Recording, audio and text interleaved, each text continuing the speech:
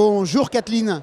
Bonjour David. Je vous reçois aujourd'hui parce qu'il y a quand même une échéance importante là, qui s'annonce pour les entreprises. Tout à fait. À partir de 2025, un certain nombre d'entreprises, en tout cas les grands groupes, auront l'obligation de remettre un nouveau reporting non financier à des normes européennes qu'on appelle le CSRD. Est-ce que vous pouvez nous dire en quelques mots de quoi il s'agit ? Oui, donc c'est un reporting extra-financier. Ça va devoir couvrir un peu les impacts de l'entreprise sur différents aspects, sur l'environnement, mais pas que aussi, les impacts qu'elle peut avoir en local. Et donc, c'est une obligation pour à peu près 50 000 entreprises, une directive européenne. Il va falloir qu'elles donnent des informations assez poussées sur leurs impacts environnementaux et sociétaux. Alors oui, mais là, pourquoi y a-t-il urgence à en parler? Pourquoi y a-t-il urgence pour ces entreprises-là à s'y préparer? C'est parce que si le reporting doit arriver en 2025, ça signifie qu'il faut en tenir compte et s'y préparer et mesurer et réunir la data à partir du 1er janvier 2024. On est d'accord. Et c'est pour ça qu'il va falloir vraiment s'appuyer sur ces partenaires pour pouvoir les récupérer. Parce qu'aujourd'hui, il y a des directives, mais il n'y a pas forcément de pénalité non plus. Ça, c'est un élément important à avoir en tête. Et donc, s'appuyer sur ces partenaires, ça permet de récupérer la data, de pouvoir la suivre. Et puis, potentiellement, se préparer dès lors que...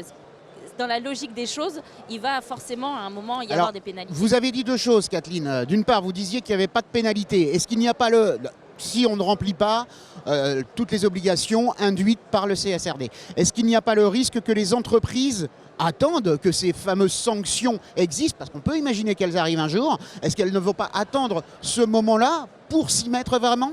Je vous avouerai que c'est possible, c'est pas totalement à exclure. Maintenant, elles auraient tort de le faire parce que forcément, ne serait-ce que aussi d'un point de vue image, ce serait mal vu effectivement de ne pas fournir ces données à temps, de ne pas s'y préparer et juste d'attendre les sanctions qui tombent.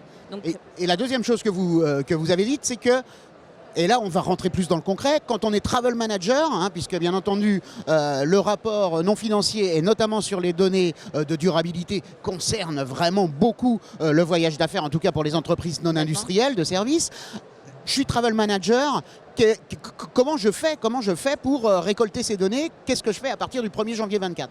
Donc voilà, sur ces données de Scope 3, concrètement, c'est très difficile de capter la donnée directement, de l'analyser. Donc là, le nerf de la guerre, ça va être de s'appuyer sur ces partenaires qui ont réfléchi pas mal au sujet, qui ont de la data et qui peuvent permettre d'avoir davantage de visibilité. Par contre, il y a différents types de mesures qui existent. Personne ne le fait de la même manière. Et donc, il est très très important de comprendre comment c'est mesuré pour d'ailleurs aussi mettre en place les bonnes choses en interne que ça s'inscrit dans la continuité. D'accord. Et donc quand vous parlez de partenaires, très exactement, vous parlez de fournisseurs et en premier lieu peut-être les agences. Les agences de voyage. Les agences de voyage, les TMC. Absolument. Voilà, donc on va avoir cette demande-là dans les futurs appels d'offres dans les mois à venir.